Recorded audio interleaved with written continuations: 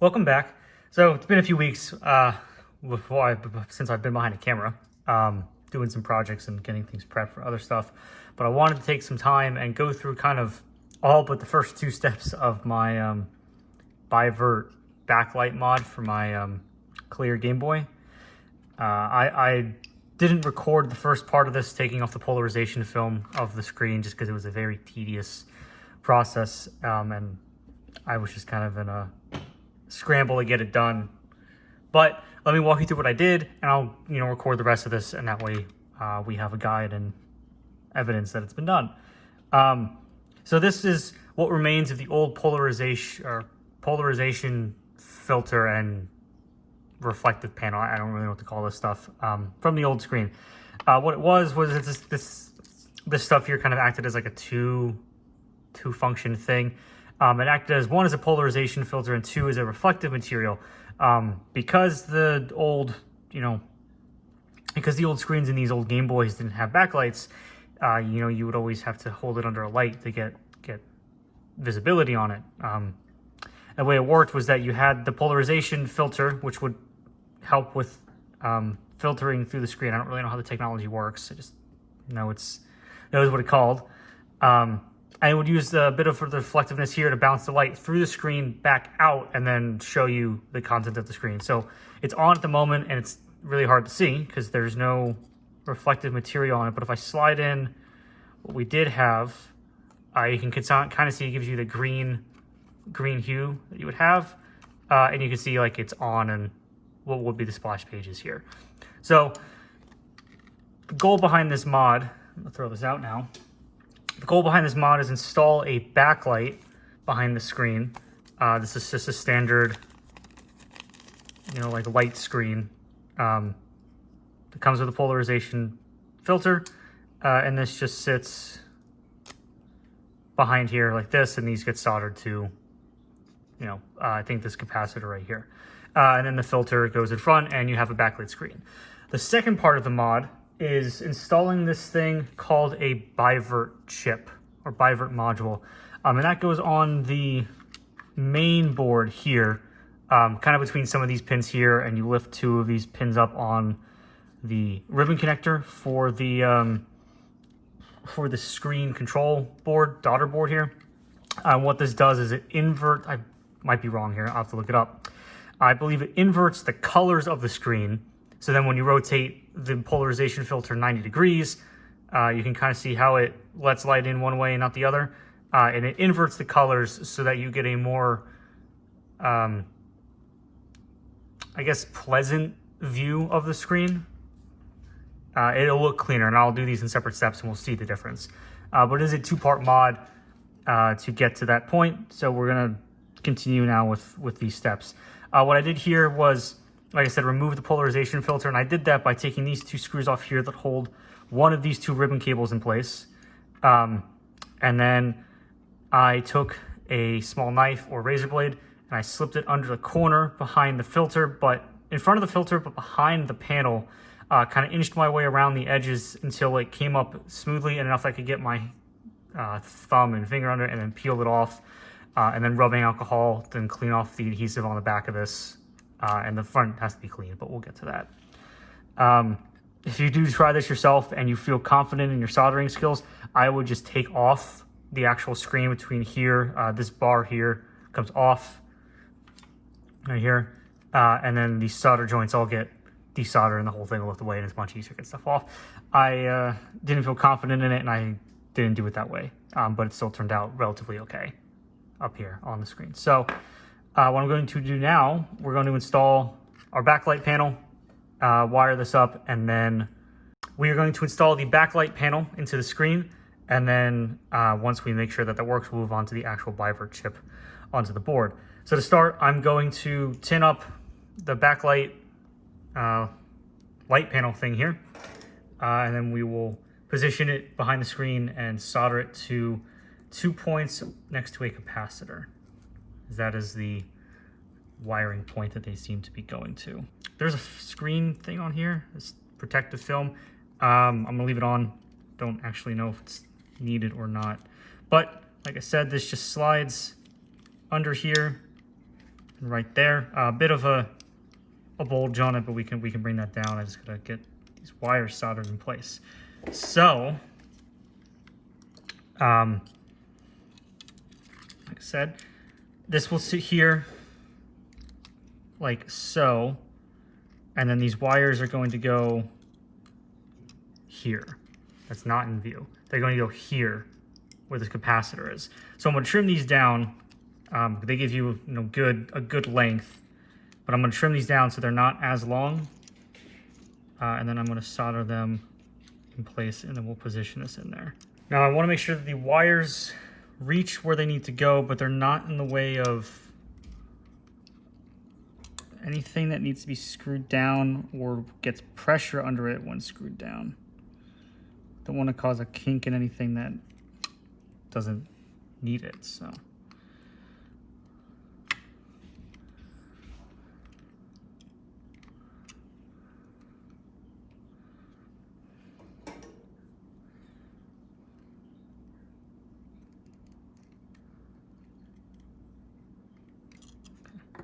I'm gonna re-tin these joints real quick.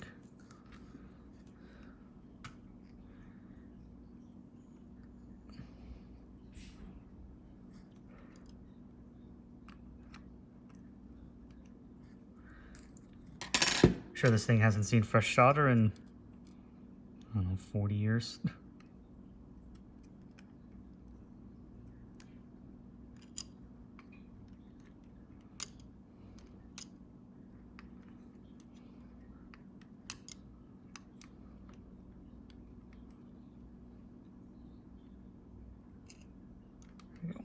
Like so.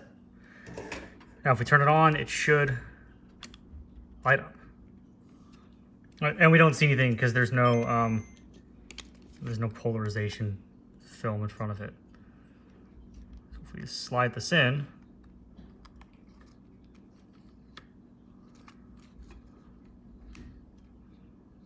now we see it, but it's inverted because it's in the wrong orientation, which is what I'm saying is if you put when you put that Bivert chip mod in, these colors will be reversed so it looks more like that. I've got a lot of dead lines to fix at some point. So I'm gonna take this out. We know what it looks like now. We know it looks like that. So let me turn this off, and we will put these screws. Actually, no, because we do need to change that again. So I'm gonna take the front panel off. So we're gonna put this off to the side. We are done, other than flipping the film around 90 degrees, we are done with the front. I'm gonna take out batteries now so that I don't accidentally turn it on. So if you wanted to do just the backlight, that's all you have to do. It's just install the backlight and you're done. Now, if you want it to look cleaner, and it'll be easier to show you a difference when the chip is installed, we move on to this next step, which is installing this Bivert chip. So I will refer to my guide in 1 second, but I do believe that this goes right above here. This is smaller than I thought it would be in person. And it sits right about here. And you have to lift pins, I think 15 and 16 up. Sorry, pins 6 and 7. I had it backwards. All right, we go 1, 2, 3, 4, 5, 6. You desolder them, lift them up, and they get soldered to these joints here. And this inverts the signal when you solder it to ground and everything. So I might need to do a jump just to get this stuff recorded. It might be a little challenging to desolder these pins and lift them up, but we'll see what I can do quickly without as many jump cuts as we need. Better plan, I have some desoldering braid, and I'm going to take all the solder off the pins, make it easier on myself that way. If you've never used desoldering braid or solder wick, what it's also called, it's basically just copper braiding and you stick it over whatever you want to desolder, heat up the braid, and it'll suck up the solder.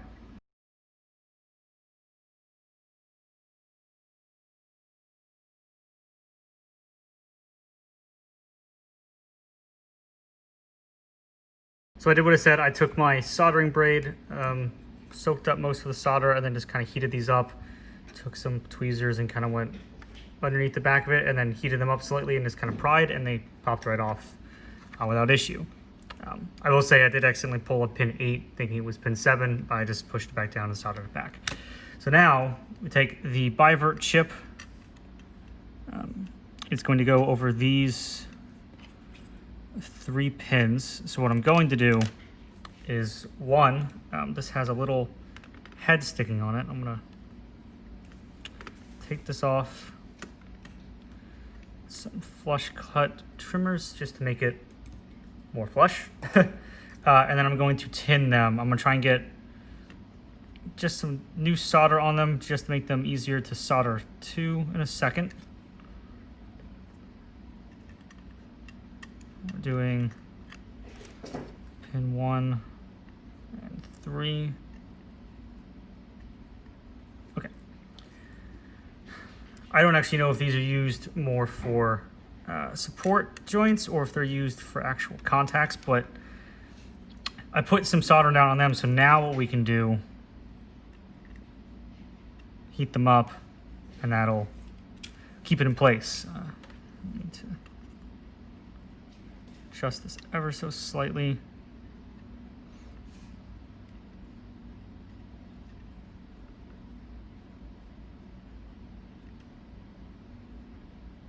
Okay.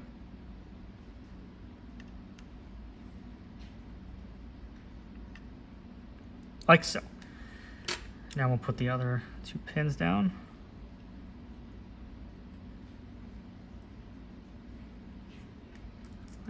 Like so. Now that is nice in place. I'm going to take my tweezers here, I'm going to fold these down into place. See if I can zoom in a little bit more.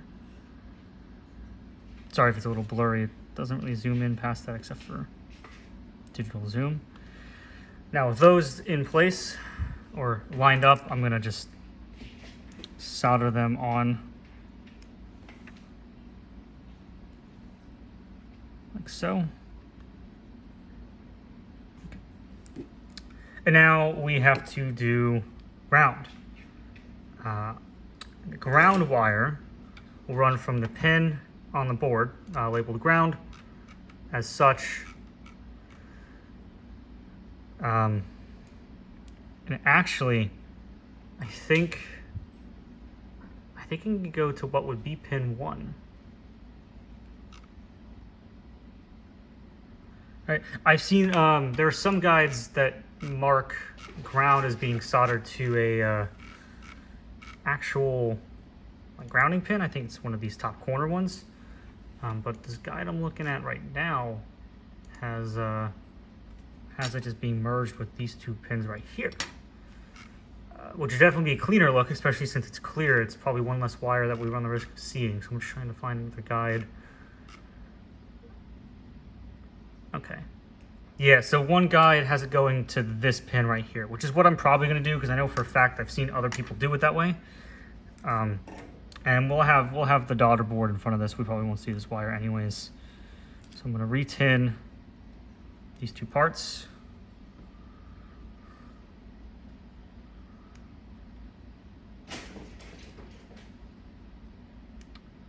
Solder 1 down.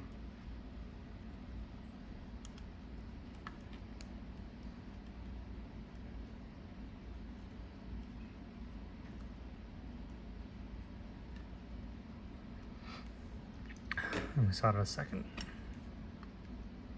Okay. So that is now in place. This is a very long lead right here. I'm gonna trim that down.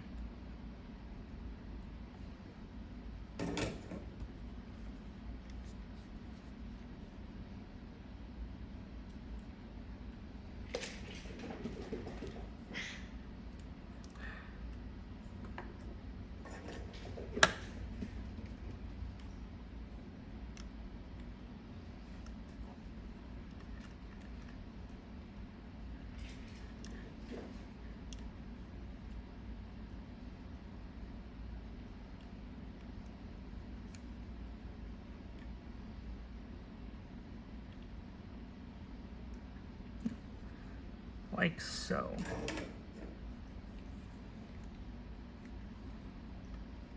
All right. Yeah, that actually might be it. Let's plug in the daughter board.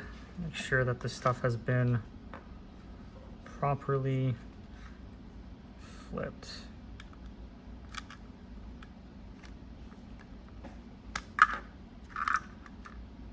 I'm gonna put in my battery.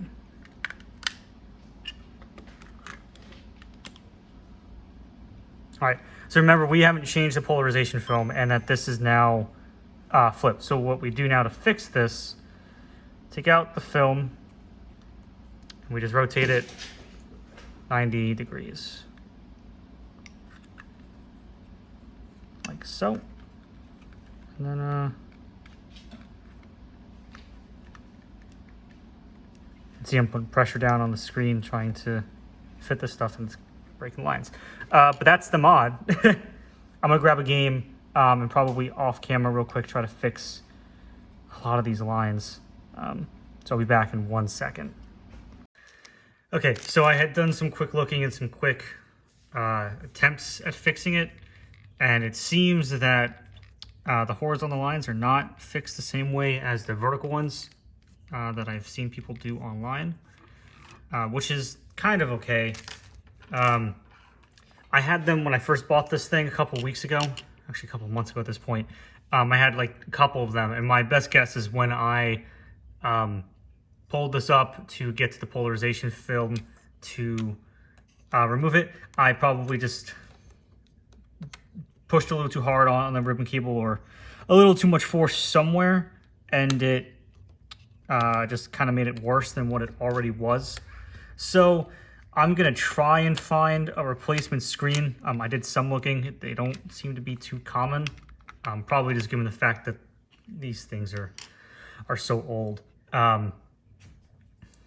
So I'm gonna keep an eye out for some, but what I might wind up doing is actually buying a IPS display.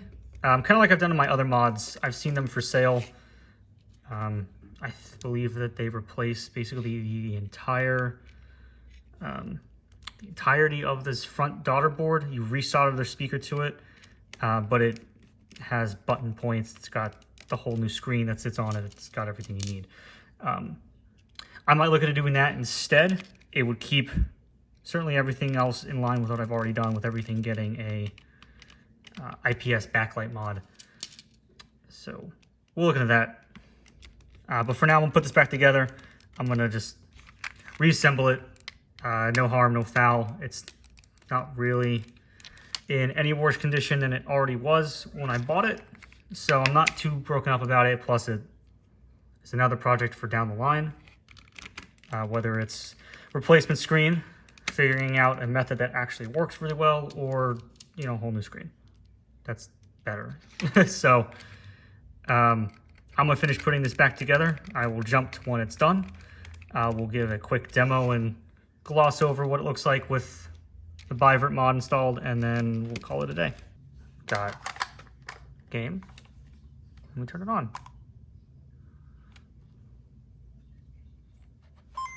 All right, so the contrast wheel still works.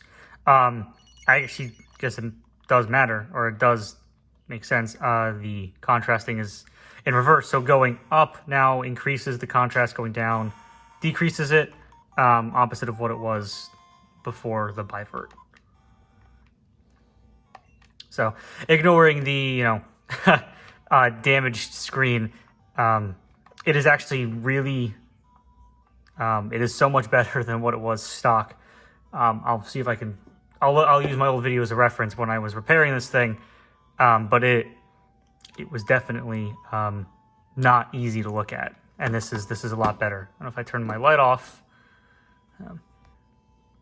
I refocus the screen a little bit. It is so much better to look at it. I'm gonna say it's playable now.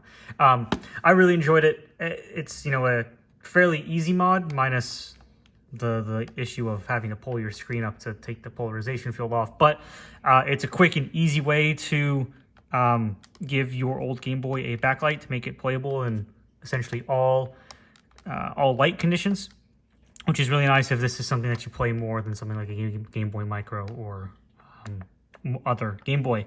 So I liked it. Like I said, it was quick and easy, cheap and easy. I think every part here was like $11 in total.